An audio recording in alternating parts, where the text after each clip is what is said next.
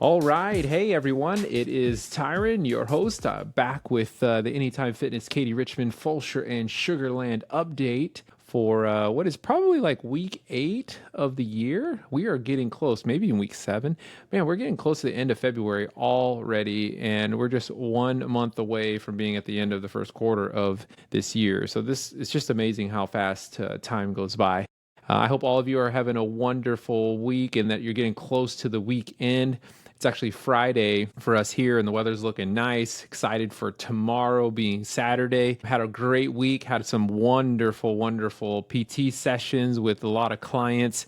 Today, I just finished, I think I had 9 different sessions this morning, starting at about 5 a.m. and going all the way until 1 p.m. Some of them are all doubled up, but yeah, it was great. I loved them. They did a great job. They worked hard. Energy levels were pretty good. A lot of times on Friday, I start dragging. So, because usually it's a long week. And just to kind of crack the door a little bit so that you know kind of what it takes when you run some of these clubs is I get up pretty early. I get up around 3:30 and get out the door right at about 10 till 4, and then get over to the Fulshire Club, straighten that club up, get ready for the morning session, whether that's at Fulshire or that's at 1093. I don't have any early morning sessions at Pin Oak or at Sugarland, but anyway, I get up that early, get out there, make sure that those clubs are taken care of, and then start my sessions. And so it's pretty early. That means I have to go to bed pretty early as well. So I get to bed around 8:30. But I love it, and it is. I wouldn't have it any other way right now. And so energy levels are pretty good. You know, I'm in my 50s now, which is pretty crazy. I can't believe getting older, but I feel great. I've been since the beginning of the year. I've been on my own, weight loss journey, and started at the beginning of January at about 177. This morning I was 168 and some change, almost 10 pounds fully, 10 pounds down since the beginning of the year, which is great. I'm looking to try to get down to the one, maybe a pound or two below, into the high 150s. And I think I should look the way I want to look at this age. And I can tell you, man, just eating healthy, watching what to eat, keeping the sugar out, we're going to talk about that today, really makes a massive difference in your energy levels. So like normally Fridays, I would be really dragging through. Like once 9 o'clock came, I would be really having a hard time. But no problem, breezed right through them, was able to keep my energy levels up. Because as a personal trainer, you are a lot like a cheerleader. It's not just about the technical work. It's not just about, getting them in and stuff, but it is that motivation, sort of keeping the energy up for them so that they also feel your presence and they feel that, hey, having a coach with me helps me through those workouts. And so you have to have those energy levels. You have to have that sort of outgoing, very charismatic personality in order for you to be successful and for clients to feel like, yeah, this is worth my time and my money to be there. And of course, reaching their goals is the most important thing. And we of course are working towards those for each of our clients. But a big point that I wanted to share with you today is indeed nutrition. I'll tell you a little bit about what's happening with the clubs. Nothing really major, nothing groundbreaking from last week. All the clubs are running great. We do have some maintenance issues that are taking place at some of the clubs, but for the most part, everything is going really well. So I'm going to go around the clubs real quick, just kind of giving you a quick little update on what's going on there. So I'm going to start with Pin Oak. So Pin Oak, I've talked about it each week about the refresh that's taking place. We are going to be meeting with the architect next week. We should be getting the surveyors in to go, and they're actually going to take a drone and they're going to fly a drone through the club, and they're going to map out the entire club. And then from that, the architects are going to receive that, and then they're going to create a drawing on the changes that need to take place. So there are going to be some structural changes. I believe we'll probably add in another office for a coach and also implement purple turf area. We'll bring in some new equipment. And specifically, I have a query out to one of my contacts for new treadmills at the Pin Oak location, because those treadmills there definitely are showing their age. They're slipping a bit. So replacing them is definitely in order. So that will be part of the refresh. So I just need to get a quote back and see what it'll take, both financially and physically, to get The treadmill swapped out, so that's something we're looking into. So that's the big thing there for pin oak. Let me see if there's anything else for pin oak. Nothing on at the moment. Let me switching to 1093. Everything here is just really just crushing personal training. 1093 is doing great when it comes to coaching. I feel like my calendar is really full, which is I feel super blessed about that. And then let's see, is there anything else here? I don't think there's really any maintenance issues here. We did get some feedback from some members about some new equipment that they'd like to see. So we're going to see if we can implement that. Maybe some changes to the layout here, moving some equipment to make it a little more accessible, because it's just so crowded in the club as far as the equipment. There's a lot of equipment in here. We try to fit as much as we can in and try to be sort of strategic and sort of playing Tetris with all the equipment to make sure it's functional, you can get to it, and that you just have a wide variety. So that's something that we may have to adjust a little bit. But members are great. Everything's good here at 1093. Going out to Fulshire, nothing really big. We did some maintenance work on the treadmills out there and all the ellipticals to take care of just some wear and tear there. Machine-wise, everything's good.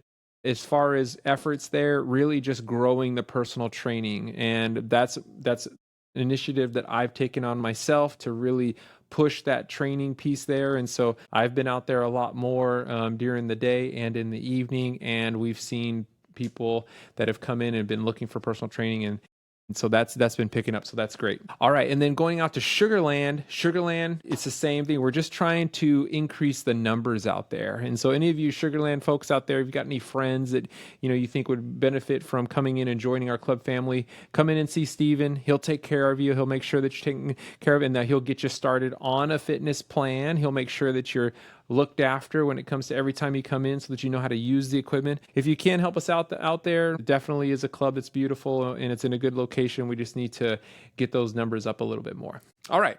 So that's as far as what's up. I wanted to share with you a little bit about nutrition, because this is the main topic. And if someone held a gun to my head and said, hey, what is the most important thing when it comes to fitness that will make the quickest difference in your body at any, what is it?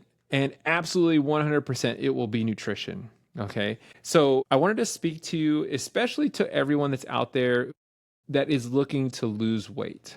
All right. I want to quickly just dispel some notions out there that we've kind of been raised with, and make sure that you are aware of what actually is causing us to gain weight. All right. So first of all, fitness, as far as strength training, exercise, and cardio, it's all very important. But the truth is that effort will only expend 300, 400, maybe 500 calories, unless your name is Terrence, who, based on his MyZone, seems to be able to burn, 1,500 calories when he's in here. I don't know how he does it. But that's not a lot compared to the amount of food we take in on a daily basis. Somebody could take in, 2,000, 3,000, 4,000 calories in one day. And so that isn't enough, 300 or 400 calorie burn in a workout is not enough to offset the amount of calories that we're taking in a day. And so really nutrition is really critical. So let me explain to you what is really, really important when it comes to what you're eating. So the big issue is it is not about calories. Okay. Calories is nothing more than a unit of measure. It's basically when you look at something like a piece of food, how much energy, or in fact, how much heat could be created in an instrument that would measure how many calories are in a particular food. How much can it give off? Okay. Well, we don't really care about that, because our body doesn't, just create a bunch of heat. It metabolizes and uses that food and those macronutrients, whether it's protein, fats, and carbs, uses them for whatever is necessary. The problem is that when we overload the system with certain types of foods, our body has a really hard time handling just a constant bombardment of a particular kind of macronutrient or a particular type of food that is really, really difficult on our endocrine system, or specifically on our pancreas. Okay. Our pancreas is just getting beat up in today's, let's say food environment. So, what I'm talking about that is the issue when it comes to weight loss, and this is very important for everyone that's listening, it's not calories, all right? It's not fat. It's technically not even carbohydrates per se, but there is a particular kind of carbohydrate that creates a reaction in our body, specifically in our pancreas, that is absolutely killing us, okay? That is causing and driving obesity. And that thing that the pancreas is creating is a hormone. And that hormone is one that you've heard, but you may not fully appreciate how destructive this hormone is.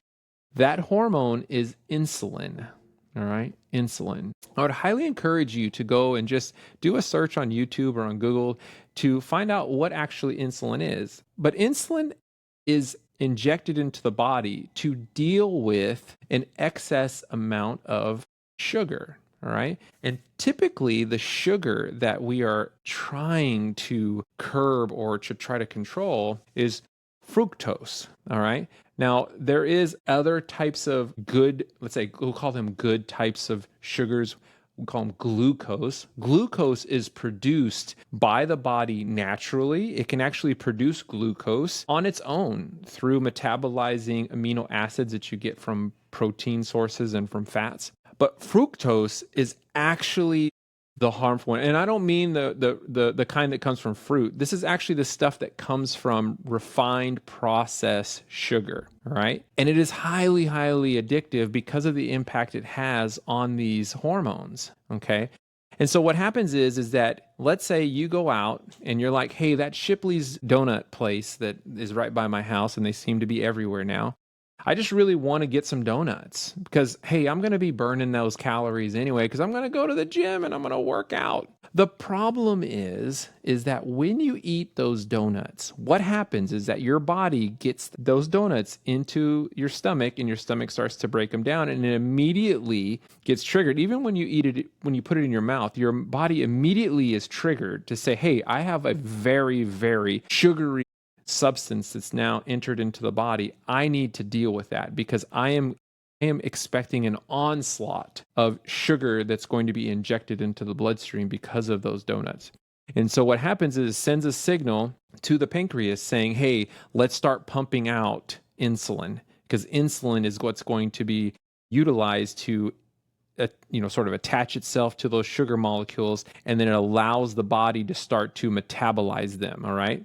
Now, what happens though is the process of how it processes that sugar is that when insulin goes up, is that is the marker to the body to then go ahead and start storing all of that really excess amount of energy because we don't need all of that energy. And so it's going to say, let's just go ahead and store it for a rainy day. And so insulin goes up, sugar then gets transported into those fat cells, and then once it's there, it's tucked away, and then the rest of your body doesn't have access to it. And so this is the reason why just after an hour or so of having those donuts, maybe even less, you're going, man, I'm really hungry again. And I just had donuts. And then you're like thinking, well, let me go get this muffin, or I'm going to go get a bagel or something like that and put some cream cheese on it. That'll fill me up. And then you basically do the same thing over again. Is you go and you get something else that's high in this refined sugar, strong carbohydrates. You bring it in, and then your body does the same thing again. So your insulin, the pancreas is just constantly pumping out insulin into your body to curb all of this sugar that's coming in. And you're just packing away all of these calories as soon as that insulin gets shot up. All right, so then you might ask, well, Tyron, what in the world do we do about this? Well, the main thing is that you just got to stop telling the pancreas to issue out insulin. You've got to tell the pancreas, stop sending insulin into the bloodstream. Well, the only way you do that, because these are systems that are happening automatically. You can't just like think in your head, hey, pancreas, stop creating insulin. No, you can't do that. What you have to do is you have to stop eating the stuff that creates that reaction. So you got to stop with the donuts. You got to stop with the bagels. You got to stop with the French fries. You got to stop with the chicken nuggets that are breaded and it has tons of, sauce all over them, right? You know that sauce that I'm talking about, right? Like you go to Chick-fil-A and you get the Chick-fil-A sauce and you dip those nuggets in there. And oh my goodness, it tastes so good. That sauce is just diabolical. So anyway, you got to stop it because every time you put that in your mouth, your body reacts, shoots the insulin up, and starts driving those calories into your fat storage. So you literally have around your stomach and other parts of your body, you literally have hundreds of thousands of calories that can be expended, but you don't have access to them because you're constantly telling your body to store it. Now, if you stop with eating this stuff, even if it's for extended periods of time, like let's say through intermittent fasting or saying, "Hey, I'm going to take 12 to 14 hours and I'm not going to eat," your body is going to naturally say, "Hey, my insulin levels are subdued. I still need energy." So what does that do? When the insulin levels are subdued, our leptins have come up. It's another hormone that tells us we're hungry.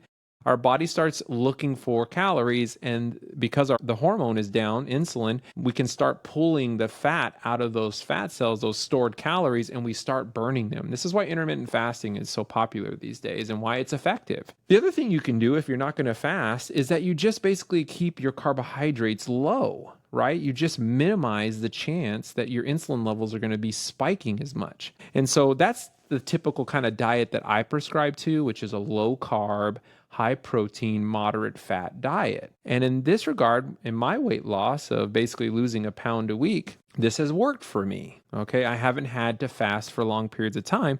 But if this should stop working for me, losing a pound a week, then I may look to try to extend the periods of time where I don't eat to try to drive my body into tapping into more of those fat cells that have been stored. So this is what all of us really need to do. We need to look at insulin as the enemy, not calories. Calories is not really an enemy. That's just a unit of measure, a very technical term. We just need to be careful of what we're putting in our mouth. And I know that that is much harder to do than just saying it.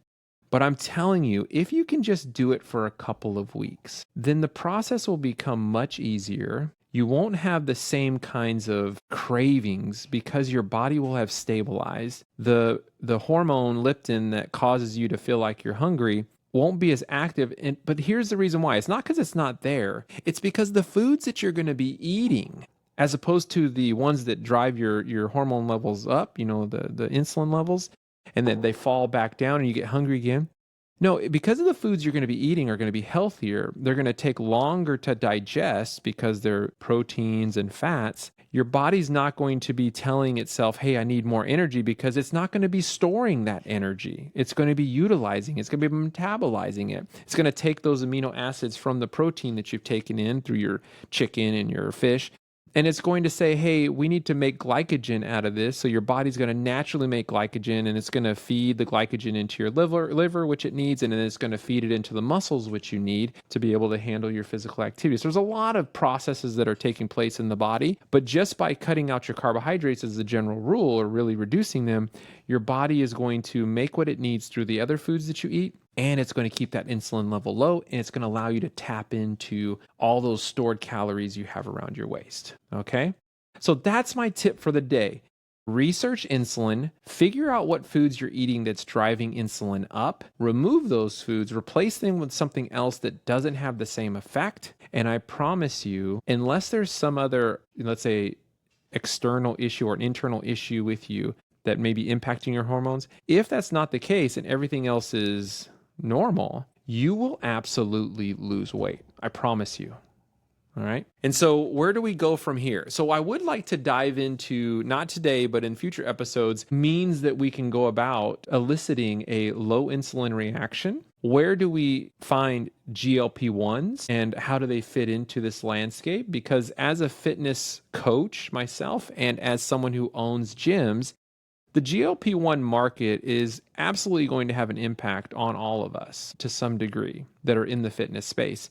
And we need to explore, how do we incorporate it? How do we work with people on GLP-1s? How do we help those that aren't going to be on GLP-1s but that are going to be taking a more traditional route? What can we do to make sure they're making progress. And so we're going to explore a lot of those things in the coming weeks. But I hope that this has been beneficial to you. And if you have any questions, please comment and ask them. I'll be sure to reply to them. Not only that, but please like and subscribe because we want this information to get out there. We think that it's useful. We really believe in it.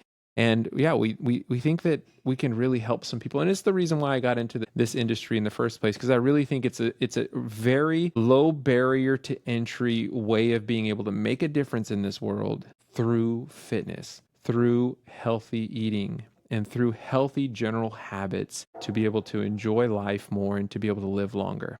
So until next week, let your friends know. Tell them about insulin because, man, that is the bad guy. That is the boogeyman. And so we need to be careful because it can really, really hurt us and really hurt our families. So we'll talk to you again next week. See you soon. Bye-bye, guys.